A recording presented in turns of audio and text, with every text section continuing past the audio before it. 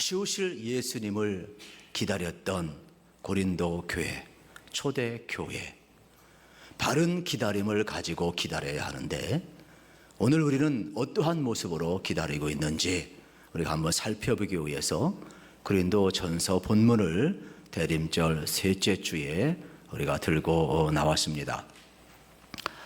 여러분, 고린도 전서는 참 어떻게 보면은 너무나 귀한 말씀이지만은 우리가 이렇게 연구하는 또 대하는 목적 가운데 한 세 가지를 말씀을 드리면 오늘의 우리 교회와 한국교회, 오늘 이 시대를 잘 알기 위해서는 고린도 교회를 살펴볼 필요가 있기 때문에 그렇습니다.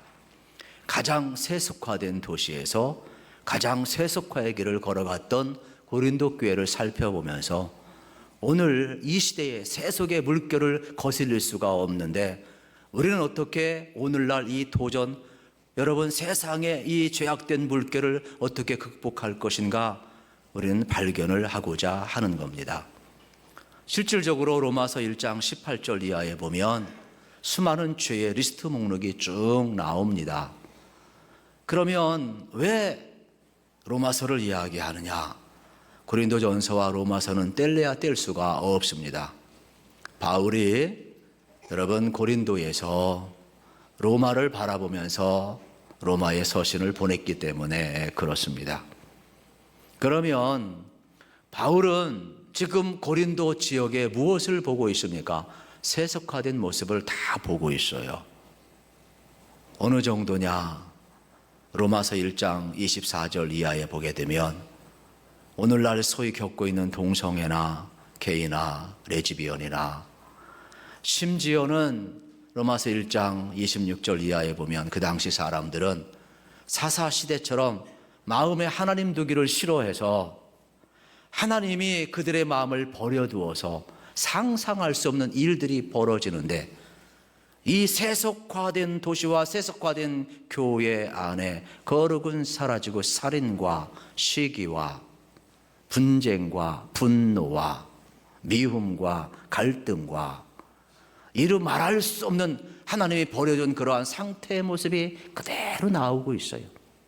그래서 고린도 교회에서 벌어지는 일들, 고린도 도시에서 벌어진 일을 바라보면서 하나님을 떠난 도시는 이러한 죄를 범할 수밖에 없다라고 로마서에 그것을 쓰고 있다라는 사실이에요. 오늘 우리는 기억을 해야 합니다. 오늘 거대하게 밀려오는 이 세속화의 물결을 고린도 교회는 극복했는가? 우리는 어떻게 극복해야 하는가? 이것을 알기 위해서 고린도 전서를 우리가 살펴볼 필요가 있어요. 또 하나는 그러면 두 번째는 문제가 있을 때 어떻게 할 거냐? 문제가 있을 때 문제를 해결하는 게 능력이에요. 어떤 젊은이가 스펄전 목사님에게 왔다고 그러잖아요. 목사님, 제가 교회 가보니까 너무 실망을 하고 온전한 교회가 없는 것 같아요. 제가 교회 다니기 싫은데 온전한 교회 좀 하나 소개해 주세요. 이때 스펄전 목사님이 이렇게 얘기했답니다. 그러한 교회 찾으면 나에게 좀 알려줘. 나도 그 교회 등록하게. 그러면서 스펄전 목사님이 젊은이에게 얘기했답니다. 혹시 그러한 교회가 있다면 자네는 절대로 그 교회에 등록하지 말게. 왜요? 너 때문에 그 교회 온전함이 깨질 거야. 여러분, 온전한 교회는 없습니다. 사람이 모여있는 한, 예수님 재림하는 그날까지 교회는 문제를 안고 가는 거예요. 그러면 문제 많은 교회는 어떻게 이 문제를 해결했는가? 이게 중요하다라는 사실이에요. 그래서 고린도 교회는 이 수많은 문제들을 안고 있는데 이 문제를 지금 풀어가고 있다라는 사실입니다. 세 번째로 그러면 문제만 풀면 되느냐? 아니에요. 적극적으로 하나님이 원하는 성도, 하나님이 원하는 교회로 나아가기 위해서 우리는 고린도 전서를 살펴볼 필요가 있는 겁니다. 소극적으로 문제를 해결하는 것도 중요하지만 적극적으로 성도다운 성도, 교회다운 교회. 그래서 이 시대에 하나님이 쓰는 성도와 교회가 되기 위해서 바로 우리는 고린도전서를 살펴볼 필요가 있는 겁니다. 우선 고린도전서는 왜 기록했느냐? 지금 제가 세 가지를 말씀을 드렸어요. 당면한 문제를 해결하고 하나님의 기대를 이루는 교회가 되기 위해서 썼다 그랬어요. 그러면 이 고린도전서는 누가 썼느냐? 당연히 바울이죠. 그래서 1장 1절부터 2절에 보면 쭉 나와 있어요. 그러면 연도는 언제냐? 추후 55년에서 57년경이에요. 여러분, 그러면 장소는 어디냐? 바울이 에베소 지역에 3년간 머물러 있었어요. 그래서 근로의 편에 고린도 소식을 듣고서 에베소에서 고린도전서를 쓰게 되는 거예요. 근데 바울은 순회 전도자예요. 바울은 어느 곳에 오래 머물질 않아요. 우리처럼 이렇게 고정 목사가 아니에요. 그냥 순회하며 전도자이기 때문에 1차, 2차, 3차 전도하며 다녔거든요. 근데 바울이 제일 오래 머무른 곳은 에베소예요. 그리고 두 번째 오래 머무른 곳은 고린도예요. 에베소에서 3년간 머물면서 그는 세계 복음화를 꿈꾸었어요. 그리고 그 옆에 있는 고린도에서 1년 6개월, 즉 18개월 동안 머물러면서 복음을 전했어요. 그런데 놀라운 일들이 벌어지기를 시작을 하는 겁니다. 그곳에 교회가 세워졌다라는 사실입니다. 지금 바울은 에베소에서 고린도 교회 소식을 듣고 고린도 문제를 해결하기 위해서 서신을 보냈는데 이게 바로 고린도 전서가 되겠습니다. 그러니까 발신자가 바울이라면 받는 수신자는 고린도 교회요, 고린도 성도가 되겠습니다. 고린도 도시는 에베소 못지않게 그리스에서 가장 번성한 항구 도시가 되겠습니다. 거기에는 레켐이라는 항구와 겐그리아라는 항구 도시가 있는데, 그래서 고린도는 이 두 항구 도시를 중심으로 해서 상업 도시로 아주 번성을 하게 된 겁니다. 성지순례 가보면 대부분 알겠지만은, 저도 좀 오래전에 갔다 왔습니다만은 구도시가 있고 신도시가 있어요. 그러면 2000년 전에 일어났던 모든 일들을 거기에 이제 유적지로서 남겨놓았는데, 구도시에 가보면 앞에 산에 있고 옛날에 행했던 모든 그 유적들이 다 있어요. 그러면 거기에는 미에 여신의 신전도 있어요. 그러면 단순한 신전이냐? 아니에요. 신전이 있다라는 것은 우상을 숭배했다라는 것이고, 그 도시에 많은 사람들이 와서 거기에 제의를 드렸다라는 거예요. 그러면 우리가 생각하는 그러한 제의냐? 그건 아니에요. 반드시 신전에 와서 제물을 드리고 제의를 한 사람은 그 안에 신녀, 장녀가 있어요. 그들과 반드시 혼음을 하면서 즐겼어요. 그러니까 그 다시에는 순리대로 살아가는 것이 아니라 영리대로 살아간 거예요. 남자와 남자, 여자와 여자, 혼음, 이 쾌락의 물결이 거세게 흘러간 곳이 고린도 지역이에요. 그래서 가장 저주받은 소리가 뭐냐? 저 사람 고린도 사람과 똑같아. 가장 저주받은 소리였어.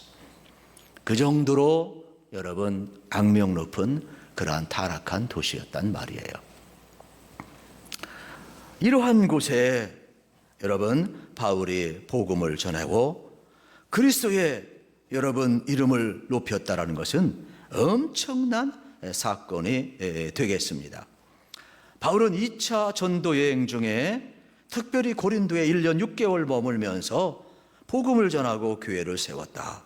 엄청난 일이죠. 저는 그래서 오늘도 우리가 십자가와 부활의 복음을 든든히 붙들기만 하면 아무리 세상에 물결이 물려온다 할지라도 곧 망할 것 같아도, 여러분 이 세속화의 물결 우리 감당할 수 없는 것 같아도 고린도 교회가 감당했다면 얼마든지 오늘도 이 시대를 거룩한 물결로 저는 바꿀 수 있다고 믿는 사람이에요. 그렇기 때문에 오늘 우리는 이 말씀을 통해서 다시 한번 주님의 뜻을 구하고자 하는 것입니다. 그러면 고린도전서를 통하 이 문제를 어떻게 풀었는가를 보면서 우리는 해결을 해내야 되는 사명이 있는 겁니다. 오늘 서론 부분에서 바울이 우리에게 들려주고자 하는 하나님의 말씀은 한 세네 가지가 됩니다. 첫째는 믿음의 눈을 크게 뜨고 하나님의 은혜를 기억하면서 여러분 살라는 거예요. 또 하나는 여러분 그리스도의 복음을 여러분 어떻게 하느냐, 견고케 하며 살라는 거예요. 세 번째로는 성령의 은사를 소멸하지 말면서 살라는 것이에요. 그러면 오늘 세속화의 물결 속에서 우리가 살아가는데 초대교회들도 바른 기다림을 갖지 못하여서 잘못된 재림 신앙 때문에 삶이 망가지고 캐세라세라 이렇게 빠져버린 거예요.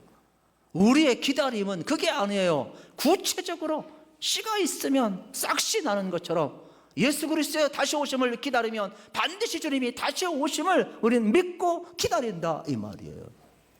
그러기 위해서는 우리 믿음의 눈이 뜨여야 돼요. 지난날 행하신 하나님의 구원의 은혜에 대해서 믿음의 눈이 떠야 돼요. 그래서 고린도전서 1장 1절 2절에 보면 고린도 교회를 향하여서 뭐라고 이야기하냐, 그리스도 예수 안에서 거룩해진 하나님의 백성 성도라고 이야기를 해요. 제가 여러분에게 묻습니다. 여러분도 예수님 안에서 구원받고 거룩한 성도가 되었는데 정말로 여러분들 예수 그리스도 안에서 구원받은 하나님의 거룩한 성도임을 믿습니까? 그래도 3부는 제일 크네요. 1부, 2부는 밥을 안 먹어서 그런가 약간 김이 좀 빠졌었는데 2부도 한번 물어봐야죠. 저 2층도. 여러분 예수 그리스도 안에서 여러분이 구원받은 거룩한 의의 백성 하나님의 자녀 성도임을 믿습니까? 2층이 더 크네요. 이렇게 이야기해도 아멘 아는 사람이 있어요. 자기 정체성 모르는 사람이 있어요. 여러분 거지 왕자 이야기 아시죠? 아들이 없는 임금님이 너무 마음이 아팠어요. 늘 아들 하나 소원하고 있었는데 생기질 않아요. 그래서 암행어사처럼 이제 몰래 시차를 나갔는데 순시를 하다가 아이 굴다리에서 아이들이 노는 것을 봤어요. 그런데 부모 없는 다 거지 아이들이에요. 그런데 그 중에 임금님의 눈에 하나 딱 띄는 아이가 있어요. 대화를 나눠보다가 너무 마음이 들어서 그 아들을 양자로 삼았어요. 그리고 궁궐에 데리고 왔어요. 그리고 옷을 갈아입히고 깨끗이 목욕을 하고 씻기고 방을 주면서 이 방은 내 방이다. 그리고 고관 백작들 모든 신하들 앞에서 선포를 했어요. 내가 자녀가 없었는데 이 아이를 내 양자로 삼겠노라. 선포를 쫙 했어요. 잔치를 쫙 했어요. 얼마 안 지나서 이 왕자가 밤에 자꾸 궁궐을 나가려고 그래요. 그래서 신녀들이 따라가가지고 묻는 거예요. 왕자님, 왜 자꾸 밖으로 나가려고 합니까? 그랬더니 이렇게 이야기합니다. 여긴 내 집이 아닌 것 같아. 불편해. 내 집은 저 굴다리 밑인데. 그때 신녀들이 이야기합니다. 왕자님, 이제 왕자님의 집은 요 궁궐이에요. 이제 왕자님은요 임금님의 양자가 되었어요. 얼마 지났는데 아침에 일어나서 또다시 궁궐을 자꾸 나가려고 그래요. 왜 나가려고 합니까? 그랬더니 나는 늘 아침에 시냇가에서 세수를 했는데 궁궐에서 세수하려니까 불편해. 또 시녀들이 이야기하는 거예요. 왕자님, 이제는 개울가가 아니고요 저희들이 떠다주는 이 물로 세수를 하시고요 단장하세요. 이제는 왕궁에서 살아야 돼요. 여러분 제가 묻습니다. 거지된 이 소년이 양자가 되었어요. 왕자가 되었어요. 양아들이 되었어요. 입양을 했어요. 그러면 이 왕자에게 필요한 것은 여러분 왕자 의식입니까? 아니면은 옛날 거지 의식입니까? 어떻게 그렇게 잘 아십니까? 제가 묻습니다. 우리는 죄인입니다. 그런데 하나님의 사랑을 받았습니다. 하나님의 신비한 경륜을 따라서 우리가 다 예수를 구주로 믿었습니다. 하나님과 연합이 되었습니다. 하나님의 자녀가 되었습니다. 그러면서 하나님이 이렇게 말씀을 하십니다. 누구든지 어떠한 죄인이라 할지라도 예수 그리스도 안에 있으면 죄 사함 받고 결코 정죄함이 없고 하나님의 자녀가 되었는데 내가 이걸 믿느냐? 예수님 안에는 정죄함이 없다라는 겁니다. 예수님 안에는 누구든지 의로워진다라는 겁니다. 믿음으로 하나님의 자녀가 되었다라는 겁니다. 오늘 우리에게 필요한 의식이 뭐냐 이 말이에요. 우리가 예배 시간에 참여의 시간을 갖습니다. 그리고 목회자가 용서를 선포합니다. 회개하는 것도 중요하지만 용서의 선포를 받아들이는 건 더 중요한 거예요. 오늘 우리에겐 균형이 필요해요. 우린 연약하기 때문에 죄를 짓고 회개할 수밖에 없지만 우리 주님의 용서를 받아들이고 내가 의로워진 하나님의 백성, 거룩한 성도라는 새 의식이 필요하다 이 말이에요. 저는 여러분들에게 여러분 거룩한 하나님의 백성, 구별된 성도로 살아가는 이 성도 의식이 새롭게 생기기를 축복합니다. 이 확증, 새로운 의식이 우리에게 얼마나 소중한지 모른다. 이러한 말씀이 되겠습니다. 두 번째로는 여러분 은혜를 기억할 뿐만 아니라 6절에 나오네요. 그리스도의 증거가 너희 중에 견고케 되기를 원한다. 여러분 타락한 고린도 사람들 예수 믿고 의로워져서 보고만 해서 견고히 세워지기 시작했어요. 그러니까 사람을 변화시키고 사람을 세우는 것도 예수님이란 말이에요. 그러면 이제 너의 삶을 견고히 해서 세상 앞에 예수 그리스도를 통하여 견고함을 드러내라 이 말이에요. 그래서 5절에서 뭐라고 이야기를 하느냐, 놀라운 말씀을 해주고 있어요. 같이 읽읍시다. 시작. 이는 너희가 그의 안에서 모든 일 곧 모든 언변과 모든 지식에 풍족함으로, 그 안에서 너희에게 모든 언변을 주었고 지식의 풍족함을 주었다라고 이야기를 하는 거예요. 그게 뭐냐, 우리 안에 계신 예수님을 믿을 뿐만 아니라 예수님을 자랑하고 예수님을 전하시 언번, 여러분 딜리버리 전달력을 주셨다 이 말이에요. 전달력을 우리에게 주셨다 이 말이에요. 그러면 우리가 우리 안에 있는 예수 그리스도를 믿는 확증을 통해서 내 삶이 견고해질 뿐만 아니라 내 안에 계신 예수 그리스도를 드러내야 세상 사람들이 구원받을 거 아니냐 이 말이에요.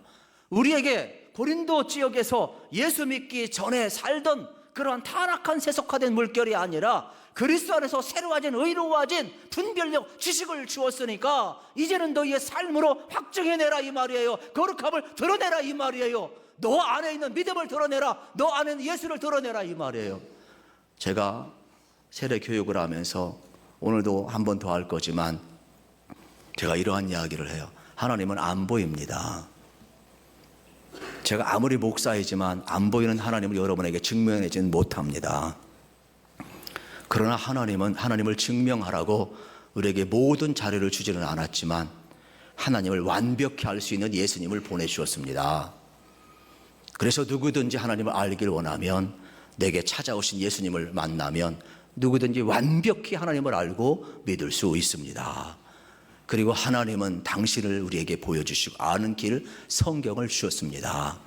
그래서 성경 은혜의 방편을 통하여서 여러분들의 신앙생활하고 세례를 받으면 은혜의 방편 성찬에 참여할 수 있는 특권이 주어집니다. 이러한 세례 교육을 해요 제가. 여기 계신 여러분도 마찬가지. 여러분 우리 안에 찾아오신 예수 그리스도, 그분 때문에 우리는 하나님을 알고 믿는 거예요. 그렇다면 이제 여러분들 여러분 안에 계신 예수 그리스도를 증언해내시기를 축복합니다. 그리고 우리에게 언변을 주셨으니까 벙어리가 아닌 이상은 드러내야죠. 그래서 거룩함으로 우리의 삶을 경고케 해야 된다는 사실입니다. 그리고 또 하나는 성령의 은사를 헛되이 하지 말라는 것입니다. 7절에 보면 같이 읽읍시다. 시작. 너희가 모든 은사에 부족함이 없이 우리 주 예수 그리스도의 나타나심을 기다림이라. 우리에게 주신 은사는요 부족함이 없어요. 성령님께서 역사하셨기 때문에 예수 믿은 거죠. 예수 아는 거고요. 성령님께서 역사했기 때문에 우리가 지금 예배하는 거고요. 성령님이 도와주시기 때문에 우리가 봉사하고 기뻐하는 거예요. 성령님께서 십자가의 능력을 알게 하셨기 때문에 그 은혜에 감격하는 거예요. 성령이 아니고서는 성경 말씀이 우리 가운데 진리가 될 수가 없어요. 그렇다면 우리에게 주신 은사도 예수를 잘 믿고 하나님 사랑하는 일에 쓰임을 받아야 돼요. 이웃을 사랑하고 섬기는 데 쓰임을 받아야 돼요. 우리가 잘나면 얼마나 잘나고 못나면 얼마나 잘못 나겠어요. 그래서 먼저 앞서가는 사람, 은사 받은 사람 자랑하지 말라 그랬어요. 제가 여전대 협의회 가서 그런 이야기 했어요. 나더러 주여 주여 하는 자가 천국에 가는 것이 아니라 나의 말을 듣고 행하는 자가 반석 위에 지은 지혜로운 자여 천국에 들어간다라고 이야기를 했어요. 우리가 예수의 이름으로 병을 고치고 귀신을 쫓겨내고 신의 은사를 하고 능력을 행하고 수많은 사역을 하는 것이 중요한 것이 아니라 정말로 우리가 예수님과 연결되어 있느냐가 더 중요한 거예요. 말씀을 듣고 순종하며 살아가느냐가 더 중요하다는 사실이에요. 그렇다면 오늘 우리도 또 겸손히 내게 주신 은혜를 따라서 여러분 교회 하나됨을 해치지 마시고 여러분 성령의 역사 앞에 순종하시기를 축복합니다. 우리는 이 길을 걷는 자들이 돼야 돼요. 그래서 여러분 하나님 사랑하도록 성령님이 도와주시는 거예요. 어려울 때 믿음 생활 잘 하시도록 성령님이 역사하시는 거예요. 상한 자만 위로하는 게 아니에요. 병든 자만 치료하는 게 아니에요. 갈 길 몰라 방하는 자만 갈 길 열어주는 게 아니에요. 성령님은 하나님의 뜻대로 살아갈 수 있도록 여러분을 새롭게 연결해주고 길을 열어가고 있는데 마이동풍인 사람이 있어. 저는 그래서 기도해요. 예배하는 모든 자들이 성령 체험하기를. 저는 기도해요. 예배하는 모든 자들이 성령 체험해서 하나님 사랑을 경험하도록. 그래서 우리 공동체가 여러분 성령의 역사를 소멸하지 않는 살아있는 공동체가 되기를 소망합니다. 이 모든 바른 기다림을 가지려면 오늘이 중요한데 오늘 어떻게 해야 되느냐? 주님과 교제 나눠야 돼요. 이게 마지막 결론이에요. 9절을 읽겠습니다. 9절 시작. 너희를 불러 그의 아들 예수 그리스도 우리 주와 더불어 교제하게 하시는 하나님은 미쁘시도다. 아멘. 아무나 교제하는 것 아니잖아요. 하나님이 죄인 된 우리가 교제하겠대요. 우리를 특별 대우하고 있는 거예요. 제가 자식 키워보지만은 아무나 친구 못 새기게 해요. 여러분 교제 아무나 하는 겁니까? 아무나 못 해요. 그런데 하나님 거룩하신 분이 죄인 된 우리와 교제하겠대요. 우리를 친구래요. 세상에 이러한 특권과 이러한 은혜가 어디에 있어요? 저는 그래서 오늘 여러분의 삶의 현실이 꼭 잊지 마세요. 말씀을 통해서 주님과 깊은 교제에 들어가기를 축복합니다. 그래서 오늘 내 있는 삶의 자리 속에서 하나님과 교제가 이루어져야만이 지난날에 대한 믿음의 눈이 뜨여서 구속의 은총을 바라보며 감사할 수가 있고 그 감사가 다시 오시마 약속하신 주님의 약속을 믿는 믿음 농부가 씨를 뿌리고 반드시 땅을 뚫고 생명의 역사가 싹시다는 것을 믿는 그 기다림으로 소망 가운데 미래를 바라보며 기다리는 그 소망이 이어진다는 사실이에요. 오늘 교제가 끊어지면 과거의 역사는 불평으로 바뀔 것이고 미래는 불안과 절망으로 바뀔 것이고 그러나 오늘 내가 하나님 앞에서 여러분들이 깊은 교제를 나누게 되면 지나온 모든 삶도 여러분 하나님의 은혜의 시각이 뜨이게 될 것이고 미래도 여러분 소망으로 기다리게 될 것입니다. 그러므로 오늘 하나님 앞에서 성실하시고 가장 행복하시고 바른 교제가 이루어지기를 축복합니다.